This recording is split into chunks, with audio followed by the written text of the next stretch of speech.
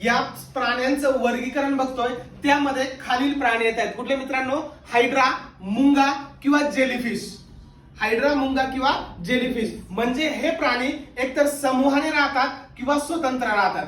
तुमच्या समोर जे उदाहरणं दिलेली आहेत पिक्टोग्राफिक चेंज मध्ये, लक्षात असू द्या, याला पिक्टोग्राफिक एक्झाम्पल्स म्हणतात.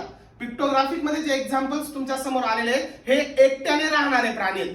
समुद्रामध्ये एकट्याने राहणारे प्राणी आहेत जे मल्टी सेल्युलर आहेत.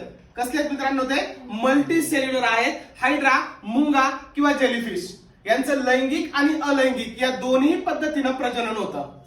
Point to be noted. ठीक आहे. सी अॅनिमोन, सी आर्चिन यासारखे जे प्राणी असतात किंवा सी अॅनिमोन, सी कोरल्स हे प्राणी तुमच्या समूहाने राहतात. कशाने राहतात? समूहाने, जे आपल्याला ग्रेट बॅरियर रीफ सारखे प्रवाळ तयार करतात. ग्रेट बॅरियर रीफ सारखे काय तयार करतात?